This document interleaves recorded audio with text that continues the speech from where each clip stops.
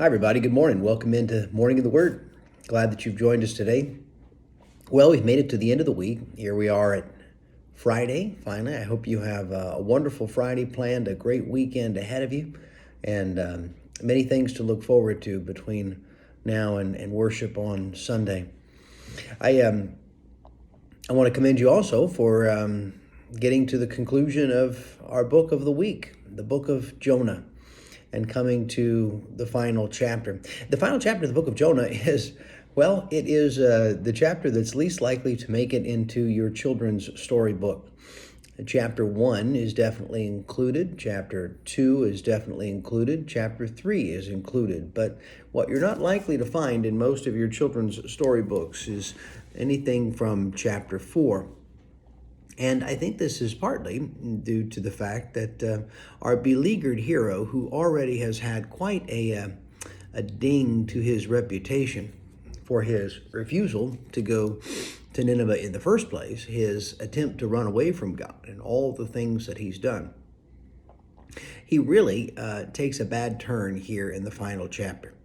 If things didn't already look bad for poor Jonah, in terms of how he will be remembered by posterity and the kind of petulance that is unique to him as a prophet, things really get a turn for the worse here in the final chapter.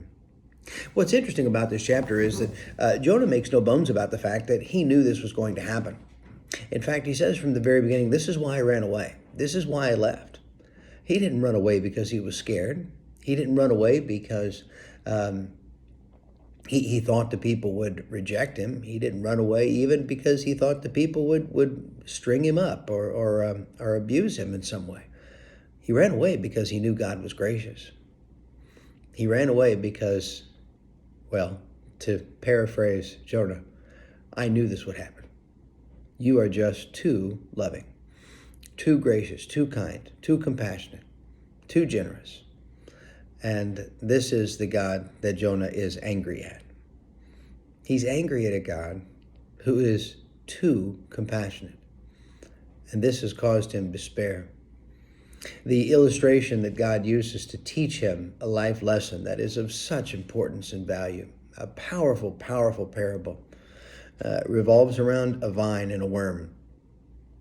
And the great despair and frustration and the sadness that he can feel over the loss of his vine, and how God relates this to the sadness he feels over the loss of his creation, humanity. It is a powerful chapter.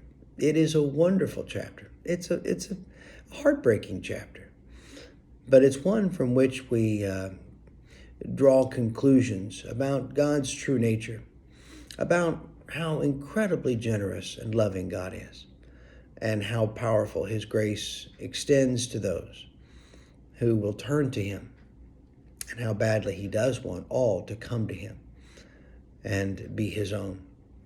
What a wonderful way to end the week. Well, not wonderful for Jonah. He ends up kind of looking a little bit like a tool. But for us, what a wonderful lesson to end the week on. As we enter into this day, let's be reminded that that's the God we serve. A God who relentlessly pursues a relationship with me and you and the most vile, repugnant person that you could possibly imagine.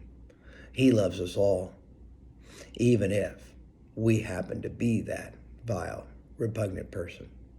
I hope these are thoughts that'll bring you joy today and will fuel your anticipation for being in the Word today, as well as looking forward to being with his people in worship on Sunday. Have a great day. Have a great weekend. We'll talk to you soon.